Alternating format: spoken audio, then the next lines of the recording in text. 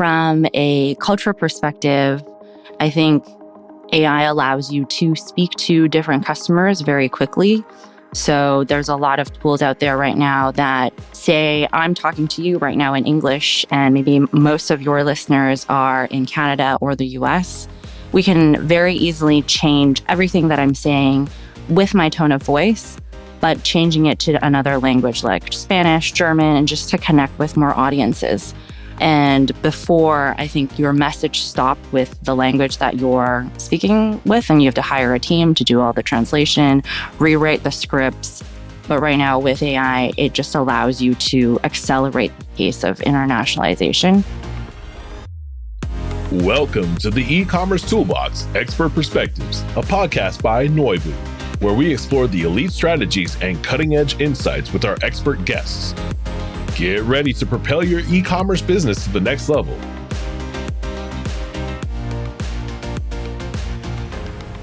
Welcome to another episode of the Ecommerce Toolbox Expert Perspective. Joining us today, we have a keynote speaker, an author, an entrepreneur. Welcome, Sharon Gai. Thanks so much, Kailin. Awesome. So, Sharon, we were chatting a bit before the show. It sounds like you grew up in Canada, did some of your schooling before moving over to the States. Always very curious to learn a bit about your background and how you kind of got to the role that you're in today. So maybe if you want to give us a synopsis of your background and how you got to be a keynote speaker and an entrepreneur. Yeah, I think it was Steve Jobs that said, your life only makes sense when you look back at all the disparate dots and try to connect it instead of looking at it in a linear fashion. And I think my life was definitely that way. So I was originally born in China, went to Canada when I was pretty young, grew up there. And then I had always wanted to go to the US. So I'm based in New York right now. But at the same time, I knew that the world was changing very quickly. And it definitely did in the 2010s or so. And so that's why I made a conscious decision to go back to China and to work there for a bit and to know and understand, especially the tech space. And so I worked in Alibaba for a while, but now I'm back in the States and got into the world of keynote speaking, which is it's interesting industry. I authored a book a couple of years ago, documenting a lot of the things that I learned in the e-com space in China as well. And that's what I mostly tell in my keynotes when I work with conference planners or event organizers in tying together not just the two cultures of the China and North America, but also the way that business is done differently in both countries. And that's also why I called my company Culture Fluid. And I'm slowly growing that brand because the world is changing so quickly. You do have to be very fluid when you look at certain issues, when you make certain decisions, and to be very culture conscious because it's very easy to get stuck in one's bubble. But if you open up your eyes a bit and be a bit more open-minded and learning about things from another country, another place, then it'll infuse what you're doing. So that's part of the mission, or that's what I want to do with the company and building that brand. And I think e-commerce or helping e-commerce brand owners, entrepreneurs do that folds really well into it because e-commerce businesses are global when they start. You exist on the internet. Anybody from anywhere around the world can find you and connect with you. And so that's these days what I'm mostly thinking about.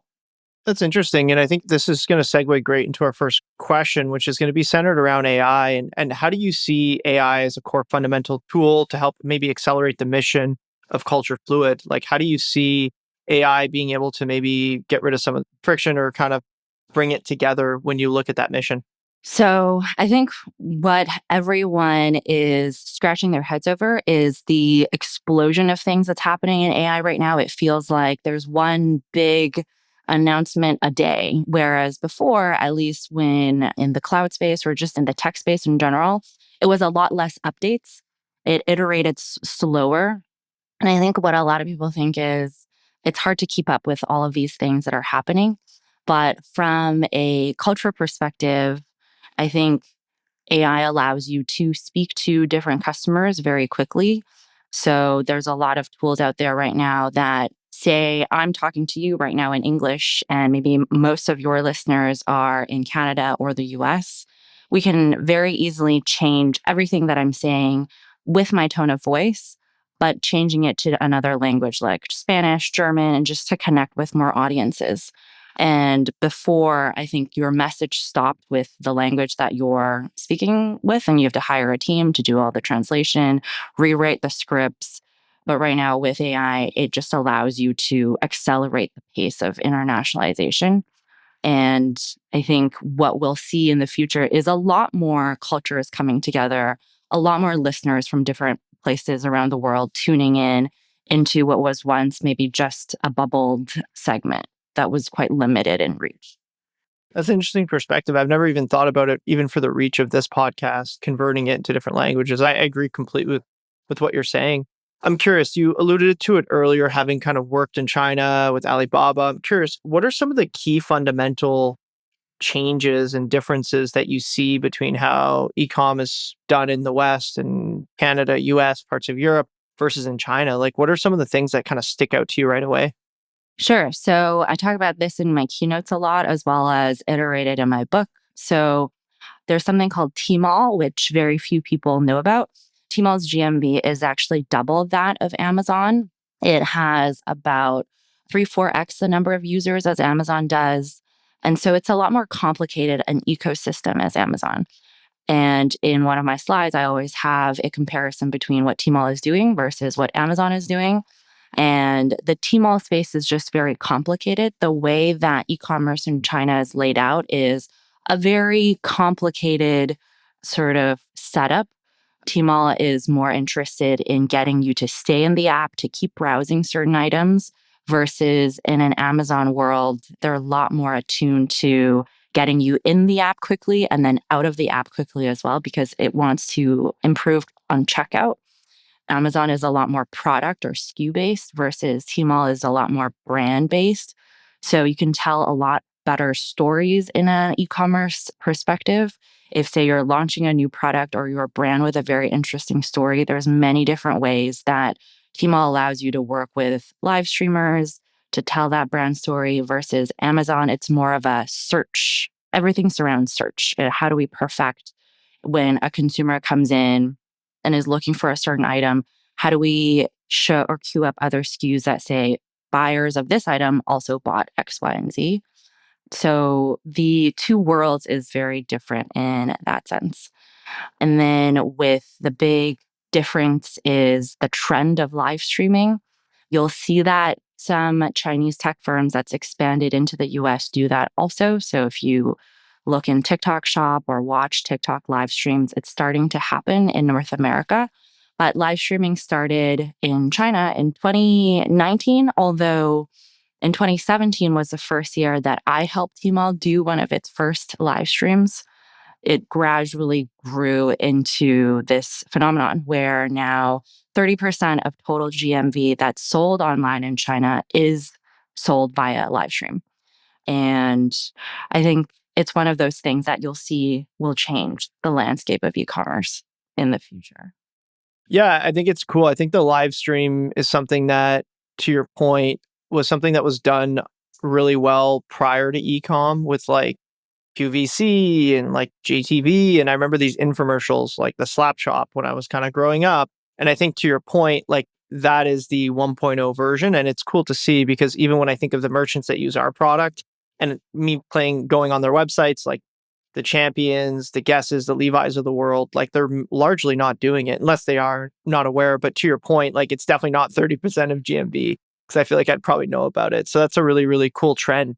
Obviously, we chatted a bit about your time at Alibaba. And for retailers now, I feel like after ChatGPT was launched last year, AI became really important to a lot of retailers. Certain people weren't doing it before. A lot of brands were doing it, especially the bigger ones. I'm curious, like, what did you learn about AI during your time at Alibaba? Because I'm assuming a lot of this would have precursed the kind of big, big boom now. So I'm curious at how you saw them looking at it prior to it being a word that seems to be in everybody's mouth. Yeah. So people often ask me, what is the one thing that you can learn from a Chinese company? Like, how do they look at innovation? I think it stems a lot from politics as well and just the organization of a society. So China has 1.4 billion people. Also, it has a government structure where no matter how many people is working in government, you have to coordinate this 1.4 billion people. You have to coordinate them in terms of education, healthcare, business, economy from every single sector. And so the sheer number that you have to deal with makes things a lot more complicated. And so what the government is very good is coordination and streamlining and process management. And if we look at one layer down from how Chinese companies are oriented, and the thing that they're very good at doing is also coordination. So when I entered the company, we would use this tool called DingTalk. DingTalk is very similar to a Slack of sorts where you communicate with each other. But the big difference with Chinese employees or tech firms is that they would also use DingTalk with their partners and also their merchants. And so a lot of merchant organization is done via DingTalk groups. Whereas in the Western realm, we have email, we have Slack internally, and then we have the LinkedIns, the Facebooks, the Instagrams, and whatnot. It's very disparate versus from a B2B sense, it's all in DingTalk. So the first inkling of AI being used was from a DingTalk sense. So we found that when we were coordinating in these merchant groups, a lot of questions that would be asked was quite repetitive. So what we could do is create this bot that enters this DingTalk group chat that if some merchant is asking, how do I change the background of this photo that I have? Or where do I upload this SKU? Or what's the next campaign that I should be taking heed of? Because these questions were so repetitive and because we had fed it a FAQ of sorts before we opened the group, a bot would chime in instead of an actual employee and answer that question on behalf of us. And so you can train a bot to work for you in different settings, and different groups would have different uses.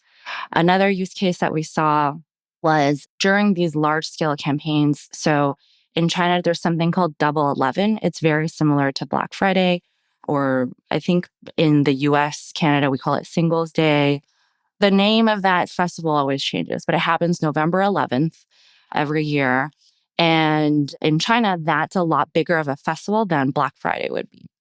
And so during this time, a lot of merchants are participating. A lot of them are going on sale with their certain products. And so that's also a time where they have to edit a lot of photos, whether you wanted to put the 1111 logo on it, or whether you wanted things in red because it was on sale now, or whether you wanted some sort of, say, if you were selling a water bottle that somebody is carrying it versus it being in a gym where it's actually used. So those sort of photo things is what we also experimented with. There's a tool called Luban. If you Google Tmall Luban, and that's spelled Luban, it'll show up. It was a photo editing tool that's very similar to Adobe Firefly. So in the West, we use Adobe's that suite of creative tools to edit background photos for products as well, whether you want to place it in a gym, whether you want a model to be holding it. And then when we use Luban, you can change backgrounds for photos for products very easily. And this process just had to be done so many times. We also had teams that worked on AI tools to come in and figure out a solution.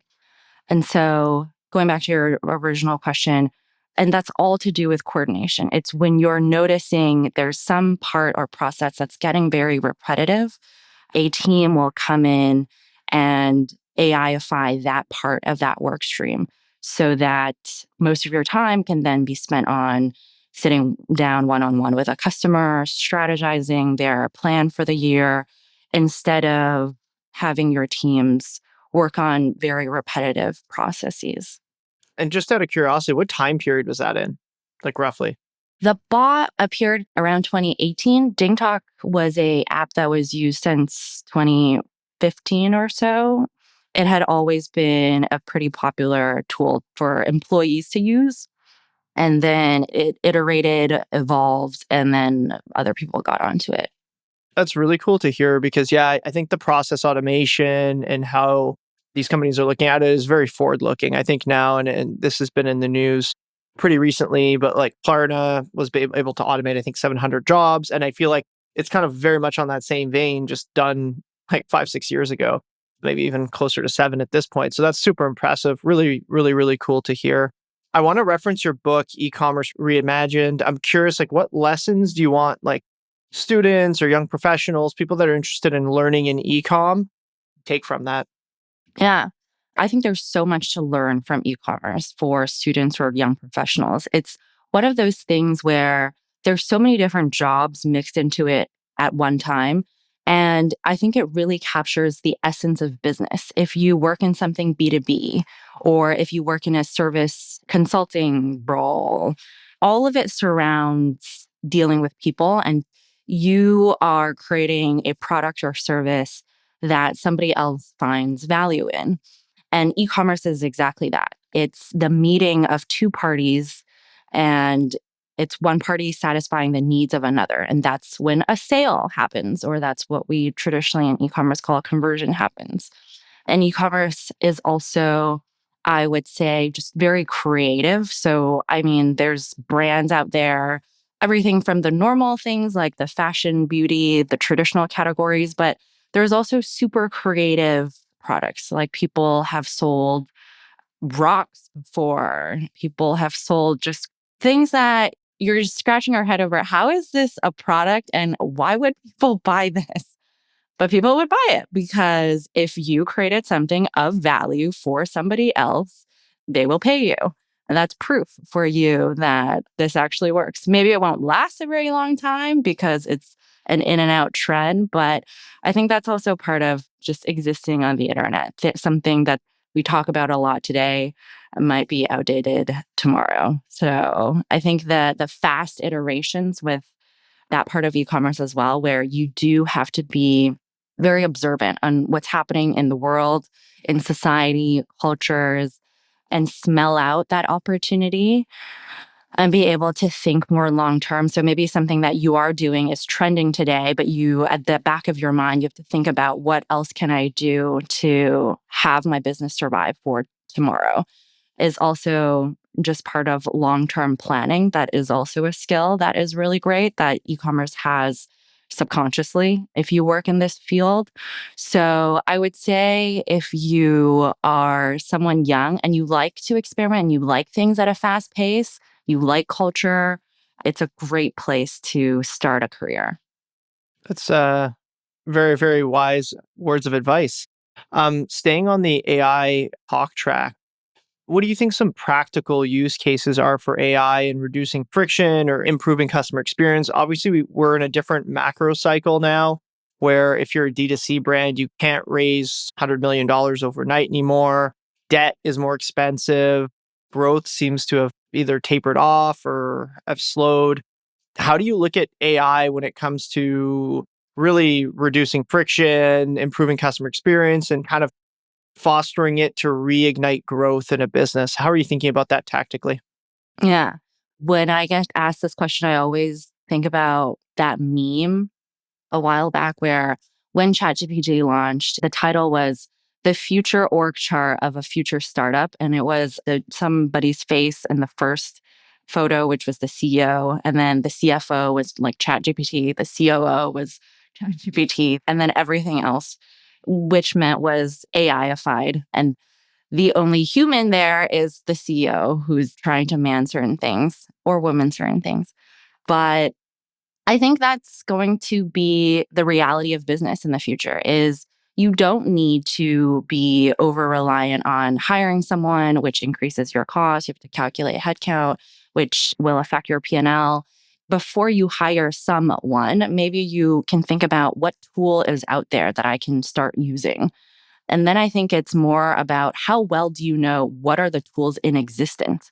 Because there's that saying, you don't know what you don't know. So I think a lot of it is going to be on honing your knowledge in what is usable. Because these days, not all AI tools are usable. A lot of the things that they're developing is just still like after it's being brought to you, you still need a human designer to fix it a bit. And so knowing what can be used and would be a waste of time would be also really important. And so I think AI will cut down a lot of that friction in starting off a business, at least, instead of over relying in HR resources, that there's a lot of things that you can automate.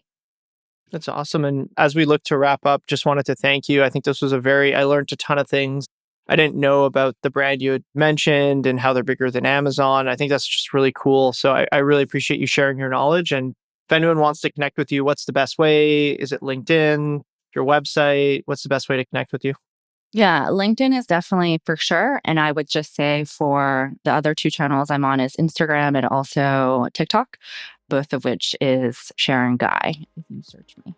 Awesome. Well, thanks again. Appreciate your time. Thanks. The E-commerce Toolbox Expert Perspectives is brought to you by Noibu.